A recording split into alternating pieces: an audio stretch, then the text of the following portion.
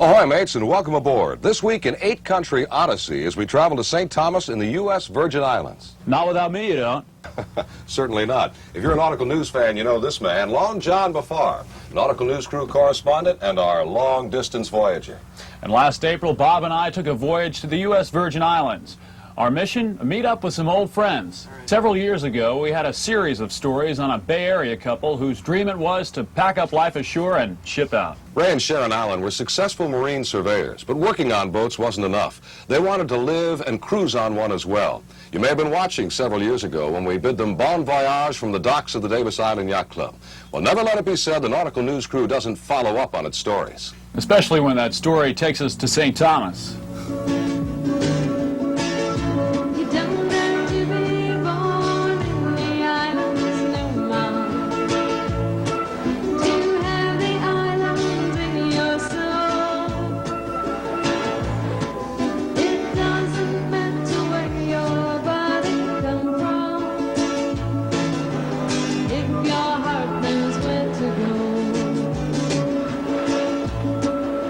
It's not hard to dream of sailing away. It's just hard to do it. It's not hard to dream of an island somewhere, but it's really hard to pursue it. To realize such a dream, you must muster the guts to do it, to forsake the security of a home and career. That's the moment that separates men and women from their joys. But when that moment came, this couple went. Didn't leave because we were running away from anything. We'd wanted just to go sailing for a while, which we had been able to do. We set aside 5 years that we thought that we would just do a walkabout, but when we landed here, we found home. We had a large home with swimming pools and cars and TVs, everything that everyone else would have, things we don't have now. But our lifestyle here is delightful and one that fits us to a T. Besides that, I get to sail all the time. Ray and Sharon Allen cast off from Tampa Bay 4 years ago. They put all of the Bahamas behind them and then set sail for St. Thomas.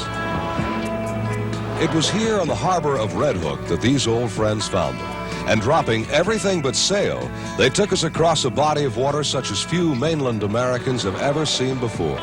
It's surrounded by islands far different than those which dot our Floridian shore. No lowlands are these, but mountains rising from the sea.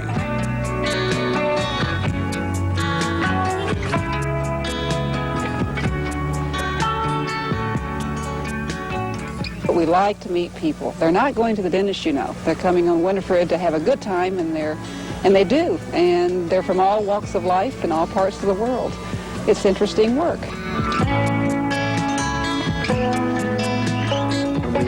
Arrived here after visiting many islands.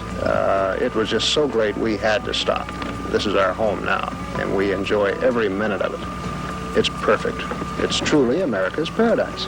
Leaving the security of a home, business, and the Gulf behind, they have been rewarded by a dream that continues to engulf them. But the island's island home offers far more than a fair breeze for Winifred.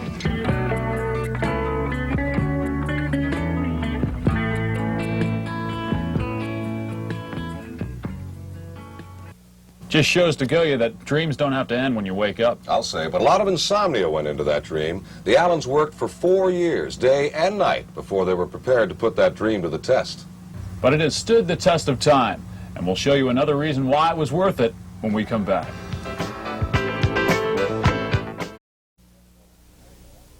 Really? Can you imagine making your living under sail all the time? I certainly can. As a matter of fact, there was a time when sailing a course for a living was a matter of course for some people. But today only a select few succeed in realizing a dream, such as the Allens have. Now, they had some tense moments on their voyage from the Bahamas to the Virgin Islands, but good seamanship and their good old wooden yawl Winifred saw them through. And now they sail every day where their next landfall isn't so far away.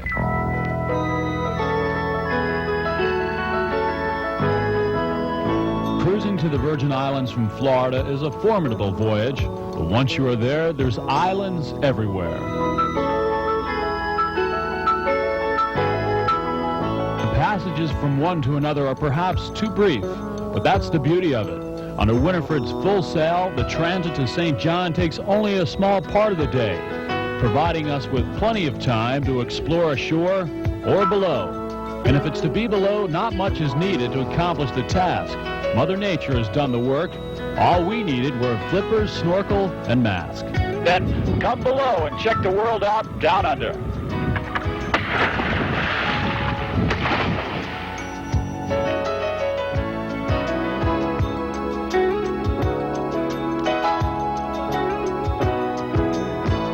Since we carried cameras, occasionally we had the use for scuba gear. You don't have to be a certified diver to enjoy the wonders beneath the water here. In all fairness, Florida's reefs and wrecks offer equally delightful dives. But diving here is still dramatically different in the rock formations, in some of the fish, and in knowing we're so far from home, welcome visitors in foreign waters.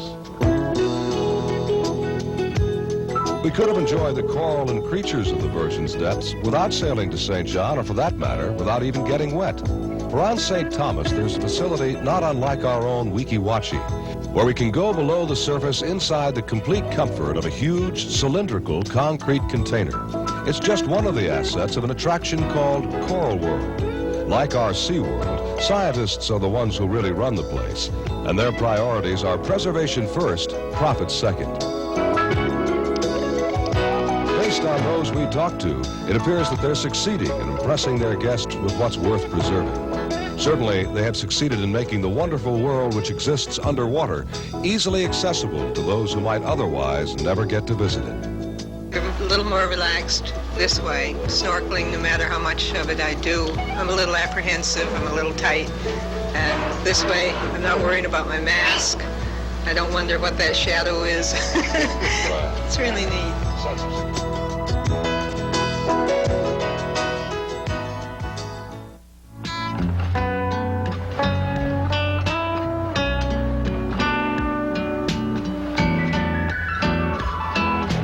Being the nautical news crew, we'd been compelled to spend our first few days on and in the water.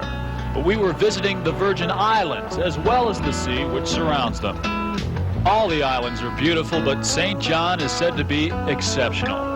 The Allens had been excellent guides afloat, and Ray knew just who to recommend when we wanted to explore ashore. If you go to St. John's, you've got to take a taxi tour with Miss Lucy. She is delightful.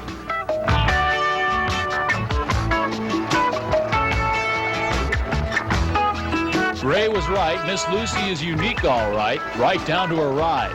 But don't think this driver's going to do all of the work. She's bound and determined to give her customers more than a tour.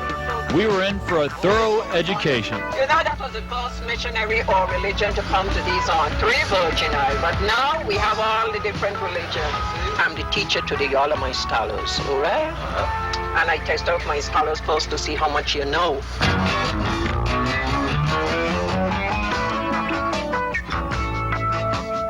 So y'all have never read nowhere about the elephant tree? No, ma'am. You see, y'all need some books from the ranger station. It's very interesting. We all Americans, so we should know these things, see? What ensures that the island will remain unspoiled is that a good portion of St. John has been designated a national park, which includes within its boundaries the ruins of a sugar mill, where much of the island was once devoted to the raising of sugar cane. Today, the site serves as one of the highlights for tourists. It's also here that the locals demonstrate the age-old craft of basket weaving. The scenery alone is reason enough for anybody to fall in love with St. John, but Miss Lucy wants people to appreciate it as well. She elaborates on its obvious assets, but stresses scores of subtleties too. And when the ride is ended, we've more than seen the island, we've experienced it, not to mention meeting one of its most marvelous attractions, Miss Lucy.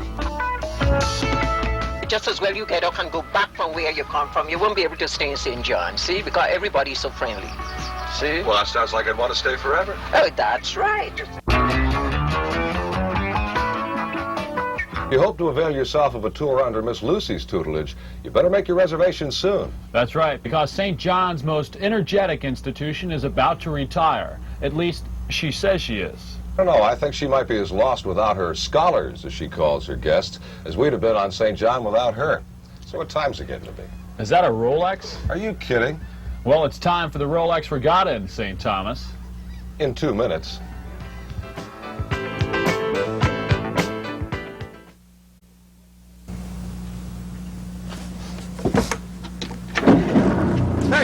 What are you doing? I can't handle it anymore. I want to go back to St. Thomas. I can't blame you, buddy. Me too. But if we're going back to St. Thomas, don't you think we better use the sails? Well, let's roll. Well, at least let's roll the film. We got to talk about this now. Sing a song of the island life. Sing a song that is sweet. One thing the boater visiting the Virgin Islands may first notice is the abundance of sailboats and comparative lack of powerboats. Two factors contribute to this phenomenon. First, the Virgins are beyond the fuel range of many powerboats, and wind power is a lot more reliable here. In the 4 years they've been here, the Allens have found that the wind has rarely let them down. We have sailing here year-round, and we have competitive sailing. Some of the best sailing is involved in the fall of the year and spring of the year. And the highlight, of course, is the Rolex Regatta. It is just the best of them all. Racing sailors from around the world descend on St. Thomas for the Rolex, where the tireless trades are like clockwork. And today was no exception.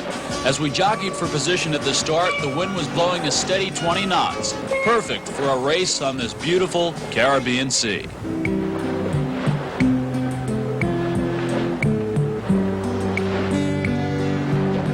She'll take you and touch you and hold you while she lifts you upon her gently rising swell. She'll thrill you, excite you, and fill your mind with tales that you long to go ashore to tell. She is the sea stretching in front of me, seemingly endlessly. I see where she will take me. The Rolex is possibly the most prestigious racing event in the Caribbean, and as is the case with most major sporting events, is cause for celebration. While the days at sea were filled with billowing sails, the nights ashore were filled with the sounds of steel bands.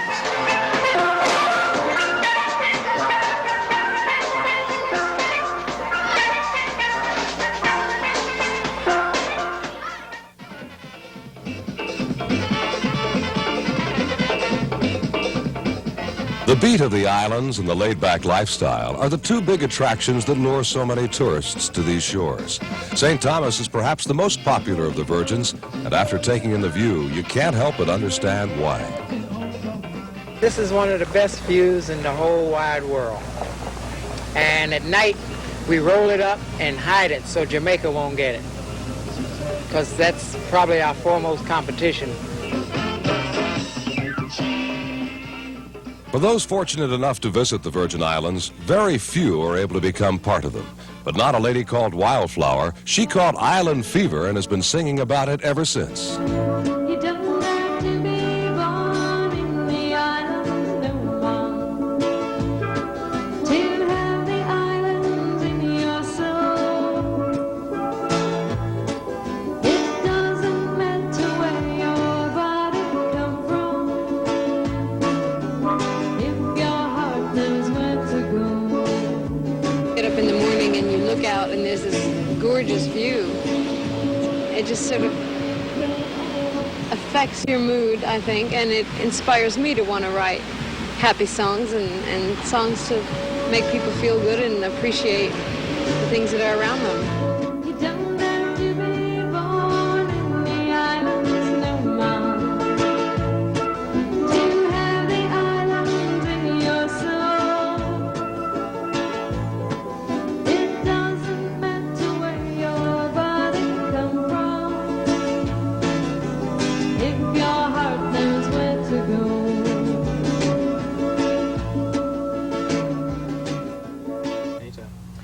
So long, St. Thomas. Don't worry, my friend. We shall return. Maybe we'll go back and check in on the islands next year. And listen to some of Wildflower's latest island tunes. Say, guess who's been trying to hedge in on our nautical news beat? Who? Gail. Yeah, well, I can't think of anybody I'd rather have hedge in on it. What's she been up to? Not up to, up on. Skis. That's coming up.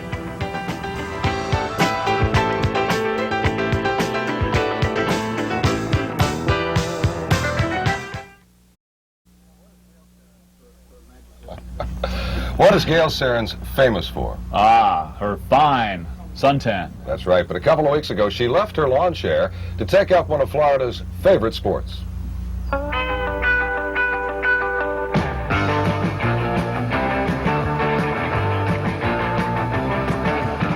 Most of my life, I've been the brunt of those jokes about feet like skis. Well, at long last, those ski feet of mine are going to come in handy.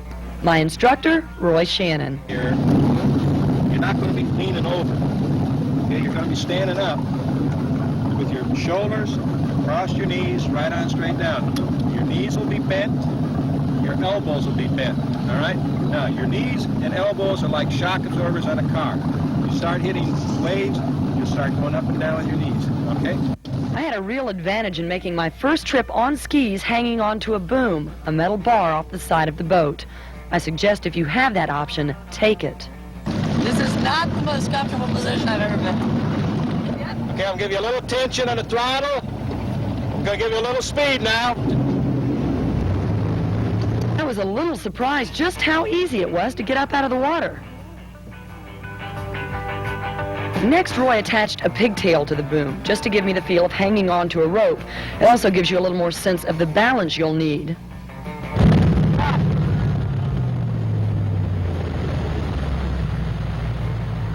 Now, the real test. With the help of Roy's wife, Audrey, it was time to try getting up on a long line, 75 feet worth of rope. Now what I'm going to do is I'm going to stand behind you, and I'm going to balance you. Again, I think you'll be surprised just how easy it is to get up on two skis. I know I was. Just remember the basics. Knees a little bent, elbows a little bent, skis up, eyes straight ahead. The tricky part comes when you try to cross the wake. Here's what happens when you try to do it one ski at a time. That's okay. I guess the only way you learn how to maneuver around those is to hit a few. Now, I'm not exactly a picture of grace, but I'm up and I'm skiing, my goal. And this whole process took just a little more than an hour. I love it! Getting up on two skis was a piece of cake. But now for the tricky stuff. It's time to solo. Roy started me the same way he did with two, first on the boom. But when he hooked me up to the pigtail, well, it was a different story. We decided my best shot at skiing on one ski was to start with two, then drop one. Wish we'd thought of this sooner. After a few trips around the lake on the pigtail, it was time for the long line.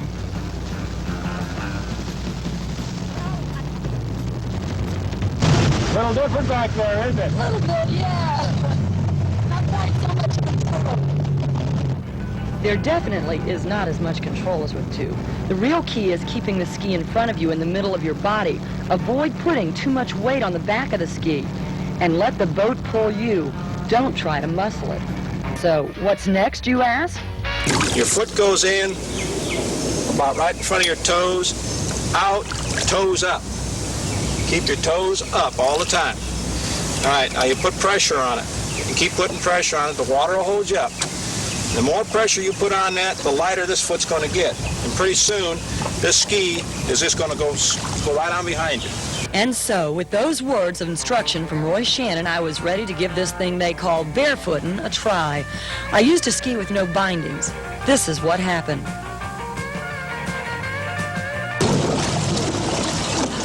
For that brief moment when Robin says, okay, put your foot down, I was like, oh, sure. Roy's daughter, Robin, a competitive skier, gave me a demonstration. Looks easy, doesn't it? Well, a few more falls and I was exhausted, finished for the day. On to day two. We walked through the process on the ground, knees bent, body in the sitting position, toes up, pressure on your feet. The one mistake I made time and again is I'd straighten out my left leg instead of keeping it bent, rigid. Set back just a little bit, and elbows bent. You've got it. That's all there is to it. I'm the best barefooter on land going. I made a little progress the second day, but was still unable to get up. Roy's son Joe even tried to show me a new approach. This is as far as I made it.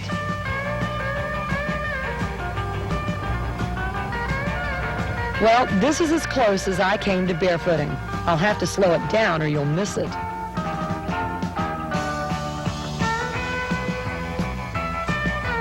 That's it, sports fans. That's my reward for all my sore muscles and black and blue marks. I'm not giving up. One day I will barefoot. One day in my dreams. How about that? If I know Gail, she'll keep at it till she gets it right. Or until she's got sore feet. That's for sure. Hope you've enjoyed this week's edition of 8 Country, and will join us again for another adventure next week. Till then, Bob Height and Long John Bafar wishing you all Smooth sailing. Well, OJ, that's a wrap. Always good to visit Nautical News North. Thanks,